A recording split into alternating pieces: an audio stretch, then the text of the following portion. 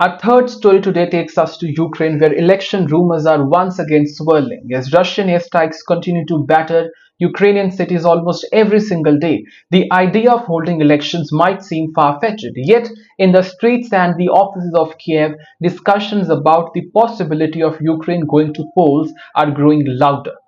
Election speculations have come and gone throughout the 3 years of Russia's full-scale invasion. Each time, these rumors have been dismissed by the government, by the opposition, and by the public alike, with the consensus being that unity against Russian aggression must come first.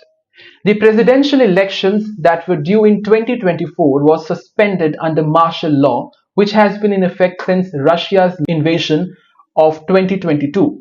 However, that has not stopped the Kremlin from branding President Volodymyr Zelensky, and I quote, as an illegitimate leader and using new elections as a condition for the ceasefire, a talking point that has even been echoed by the United States President Donald Trump. Now, speculation is rising again as ceasefire negotiations progress. Some sources have suggested that the elections in Ukraine could be held this year in summer. Ukraine's former commander-in-chief and now the ambassador to London has been named as the possible challenger to Volodymyr Zelensky. Though he has publicly denied having any political ambition, his need to address these rumors itself is telling the whole story. Then the head of Ukraine's Central Election Commission has also commented on the situation, stating that legal changes would be necessary before any election could take place.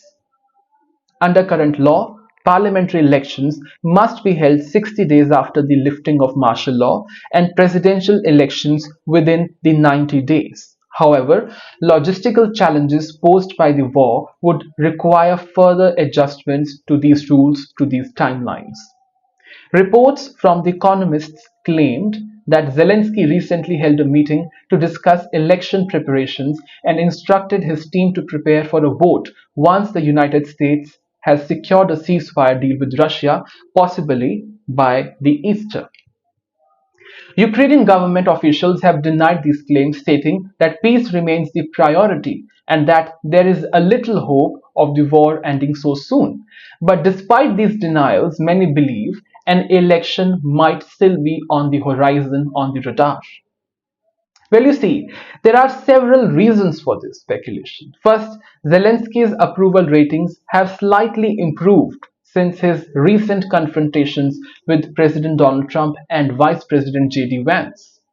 A March poll by the Kiev International Institute of Sociology, that is KIIS, showed his trust rating has risen to 69%, prompting some analysts to suggest that he may see this as the best moment to secure a second term before political divisions emerge post-war. Winning another term could also strengthen Zelensky's position in peace talks, countering Russia's claim that Ukraine needs new leadership. Additionally, with martial law set for renewal in early May, Zelensky could announce its expiration and schedule elections for later in this summer. Adding to this intrigue, US officials seem convinced that elections will happen. Trump's special envoy Steve Witkoff stated on a podcast that Ukraine has already agreed to hold elections. If true, Zelensky could frame his external pressure as a reason to proceed, arguing that elections are necessary to maintain Western support. However, significant challenges remain. What are they? Millions of Ukrainians are displaced, either abroad, in occupied territories, or on the front lines. Some have suggested using the DIA app, a digital platform that holds Ukrainian citizens' key document to facilitate voting remotely. While this would make voting more accessible, it would require legislative approvals, and many fear the app could be vulnerable to many cyber attacks or manipulations, maybe by the Russians.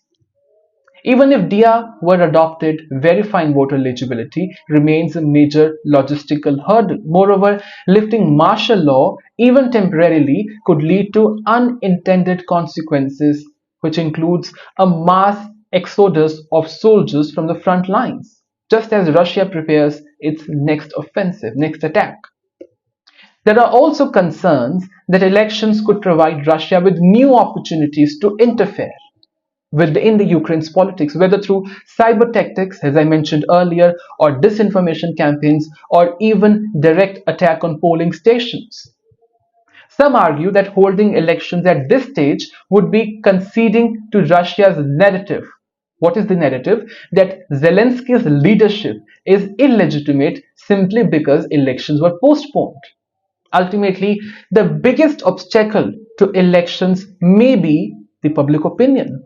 The same KIIS poll found that 78% of Ukrainians are against holding election even after a full settlement of the war.